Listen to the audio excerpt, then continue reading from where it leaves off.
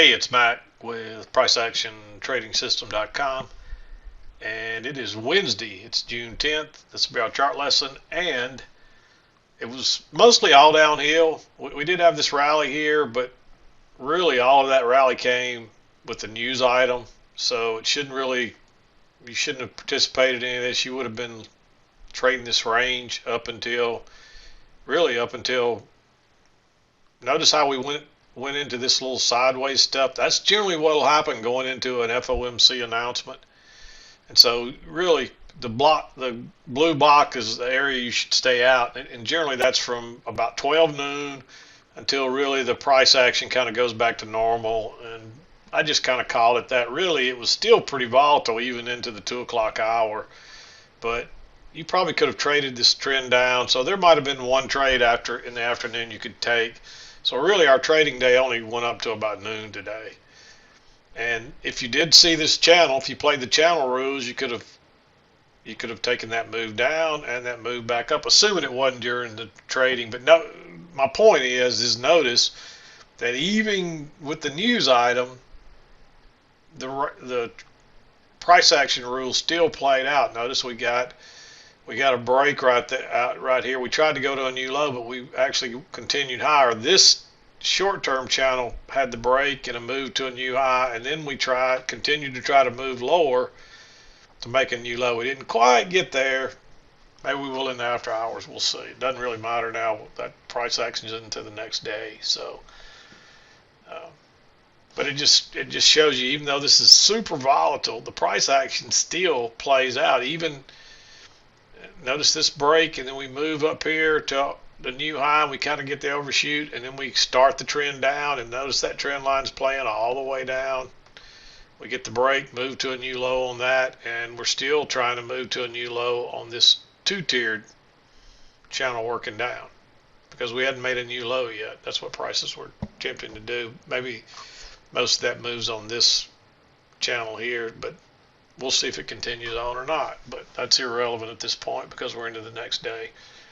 But just remember, I mean, this is why you really need a news guard. If you don't have a news guard, there's several places you can go each morning to see what the news announcements are going to be. So maybe just before you start trading, you go look at that news, the list of news items, and just all you're worried about is the high volatility ones. Don't worry about the medium ones and low ones.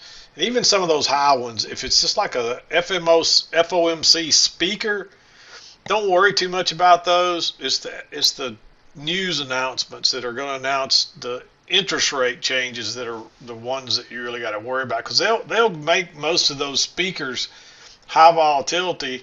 But the problem with those is they may, let's say if they're going to speak starting at 2 o'clock in the afternoon, or just say 1 o'clock. Sometimes they might even be speaking at 10 a.m. somewhere to some group. But the concern is that maybe they say something that catches people off guard and it creates some kind of little panic. But that time that they're given on that is just when the speaker's scheduled to speak, or when the dinner or the lunch or whatever. Usually they're speaking at some luncheon or that kind of thing. Maybe there's meetings too that they just speak at the meetings, but you don't know where in that meeting they're going to actually say something, or if they're even going to say anything at all. And so my experience has been those don't really have much effect on the market. I don't worry about them too much. Yeah, be aware that they're speaking in case something does happen. You'll know what's going on, but for the most part, you're not going to be too worried about them. It's the FOMC rate announcements that cause this kind of volatility right here. So just be aware of that, and try to get you a news guard. If you're a member of, if you use NinjaTrader NT7 and you're a member of our premium section, you can download it free from our member section. It's there. So just go get it if you don't have it already. But there's probably other ones out there that you can go download for free if you're not a member of our group. So just be aware of it. And if you don't have a news guard, or you don't have a software that allows you to have a news guard, just every morning before you trade, or whenever you before you start trading, go look at one of the sites that there's several of those forex sites that list all the news, and you're only interested in the ones for the U.S. if you because that's the only ones that generally affect this market. Most of those others that you see in the other countries don't really have much effect, so I don't even put those on my news item. Just the U.S. stuff, and even then you're only interested in the high volatility ones. So anyway, let's get to the chart here. Okay, you can see we had a clear downtrend here right from the get-go. This was an easy trend line to find. It was a little, until we got this next low here, it was kind of, I originally had it like that. It may still be like that, doesn't much matter. That would lend that we had an overshoot a few times there, but generally you won't overshoot one that much, so it probably just needed correcting to right there. And then you can see it fits, and that also creates the midline that tends to fit really well too. So that's what I was looking at. Okay, of course the phone rang as soon as I try to get going here. So, but let's look at the chart. You can clearly see the two-tier down channel, and prices. What do prices do? They just go back and forth. They come off the lows, you go to the highs. You come down the lows, and for a little while we were just kind of in between the midline and down, and then finally we get through and we go back to the high, and we actually get the break here.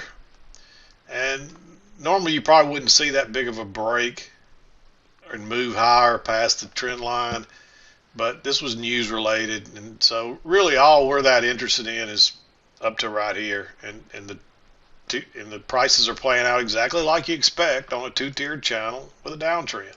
And you can see the smaller trends all within here. Everything's kind of working out. So let's just start with the first trade. 7 o'clock came right as this thing started to, we were moving back towards the high here. And 7 o'clock came right in here. This is about the time I got here. Prices were right here. And you would expect prices to get all the way back up to here. So this would have been a great long if you had a good signal bar, but you can see I've got a very bearish bar, so I can't trade that. But if you had a good signal bar to catch that, you get to ride that right on back up to the trend line. But since I didn't get that opportunity, I'm looking for a short. And so notice we had the break of this. Look at this channel coming up. We had the break, and we had two little pushes to a high. This is a nice little trap here. Notice we made that new high, and we just start kind of going sideways, and we try to break higher, and we hit that trend line, and it turns down. This is one of those engulfing bars. I doubt seriously I would go short right here. So there's a couple of different ways you could play this. Once it broke higher and then it starts turning down, you would anticipate that, hey, if it breaks below this bar, I want to already have a sell stop there. So that would be the first way you could trade that. Otherwise, you could wait till this bar closes and then maybe go short below it, but I wouldn't want to do that right here. It's just too dangerous. But you could say, all right, I'm going to let this bar close, and when prices break lower, I'm going to go ahead and drop a sell limit order right back up here, one tick below this where I would have originally got short, or maybe I might even try to be a little more aggressive and see if it'll come a little higher. And I believe that you definitely could have gotten filled one tick below that by letting this break lower and then dropping your limit order there. So that would have worked. Whether or not you could have gotten filled any higher into that bar, I don't know. If you try to get too conservative with it, you'll miss the best trades. And if you catch this trade, especially if you could get in at the right spot, you may have a runner that you ride all the way down to the other side. So that was a great opportunity. You don't really get a chance here on the lower high. You get a second entry short right here where you would draw the trend line. And this was a little tricky drawing this trend line because very rarely will you see that break out there that early in the trend and it still play out like a by continuing on and then getting a break and a new low. But it did. And I know I wasn't, but at first I wasn't sure how to play this. But once you really got these two swings and you could draw that line and you drag it up, and it comes back here and it holds again, it was pretty obvious what was going on. We just had this little bit of an overshoot for some reason, and that's not normal into the 8:30 open. That's pretty common to see in the overnight, but you don't see that very often during regular trading hours. So that's just a little unique. So I thought I would mention that. But we're working down, and you just don't get a setup here. At least not on my chart. There's a second entry short right there. Not a very good one though. You can't go short below that signal bar. That signal bar is too bullish. Then we're headed lower. But guess what? You get a first entry, and then it goes higher and turns, and it's another engulfing bar. We'll see that a few times here. We've been seeing these a lot lately. So it breaks higher and turns down. So it's almost a repeat pattern of that right there. I mean, that is almost a perfect repeat pattern. Look how we're going sideways, and it tries to go higher, and then you get another run down. So that's a great setup. And you could have had a runner right here. Then you work back over to the trend line, and when the trend line and the EMA are running congruently like that, that's a positive sign. But notice you made that high, you test it once, you test it twice, so you got a double test right at the EMA, right at the trend line, right at the resistance level, and you get a nice bearish bar. There's a 2-bar matching high there, so you can use that for your signal bar. This is not really an inside bar. It's really almost, it's not an engulfing bar either because they have matching highs. But this one goes much lower than the other one, so you can enter there. There's technically a second entry short here. It's just a little bit of support across there. I marked it green. If this would have broke higher and turned and went out the other side all in one bar, I'd probably went ahead and made it red.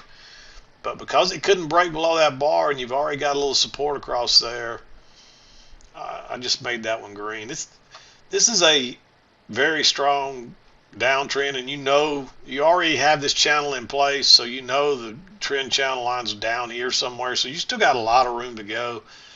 So you may take that trade. But even if not, you come over here and you bounce off the low again, you get a first entry, and then we go a little higher and you get a second entry short. That's the first break of this. There's a little room back to the EMA. This is a good setup, a nice bearish bar. And if you don't like that one, you actually get a lower high right there. And that's another one of those engulfing ones. But this was a very neutral bar too.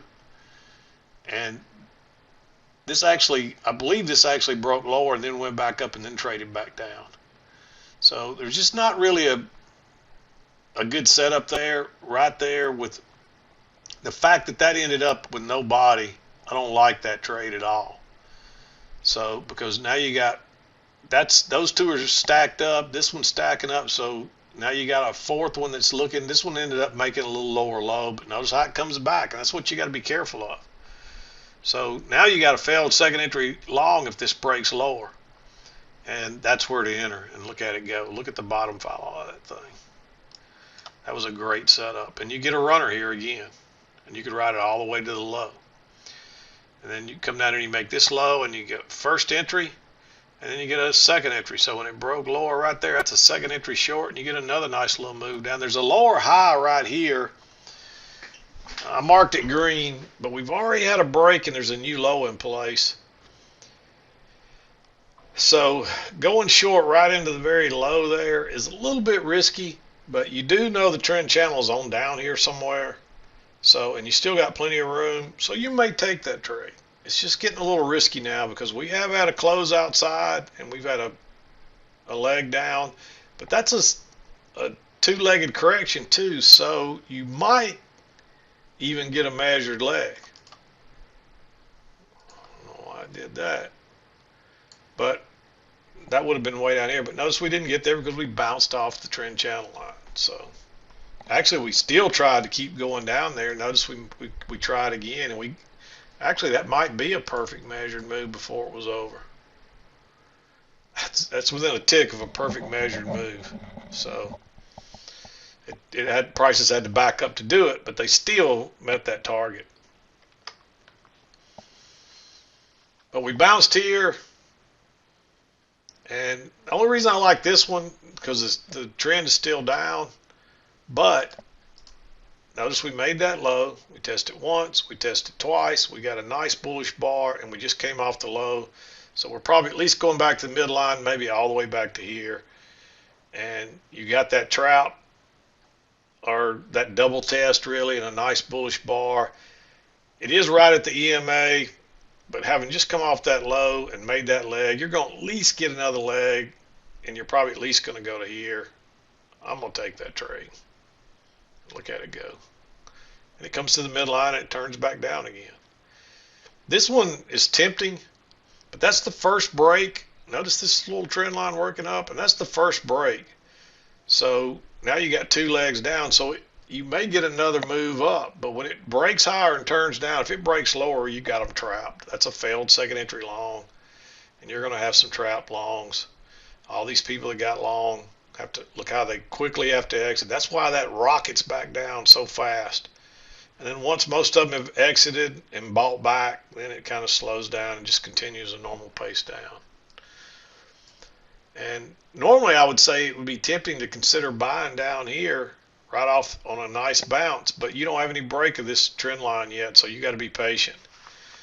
And notice what happens. You get a first entry, and then you run it up, and you get a second entry right off that key entry point, and you're probably good to at least here. So I like playing that, and look at it go. And that's another one that's tempting to go short right there, that far away from the EMA off that midline. But it could break down, turn down, and go through and then come back like that. It could have done what it did right here from that point right there. So that's why you need a lower high or something to show you that it's going to go lower, and you just don't get it. And it does. It bounces. And then we're just kind of working sideways. You don't really get a good chance to enter this. I don't get a setup. You do have the break and two legs up now, but this could always tick down a tick or two and make that last push up, and it does try to do that, but it wouldn't have stopped you out. But I just think that's too risky yet, because we got on the other side. There's a good chance we're overdue to come back to the trend line, so you just have to have a really good setup here, and I think that's too quick. You need a lower high, which comes here, but now I don't get a setup. You get another lower high here, a failed second entry long. So that's one that I didn't mark because it's right into that midline on the bigger pattern. But you could take that trade because that's a new high, and that's a first entry, and that's a second entry, and that could be looked at as a breakout pullback short. But if you took it as a breakout pullback short, the signal bar is not good enough. But if you look at it like a failed second entry long, we don't care about the signal bar because you're treating it like a trap. And look how it rockets down. So it definitely trapped a bunch of longs again, and they all have to exit. So that's a possibility if you saw that, if you traded it that way. So I'll mark it based on that. I'll just mark that one green.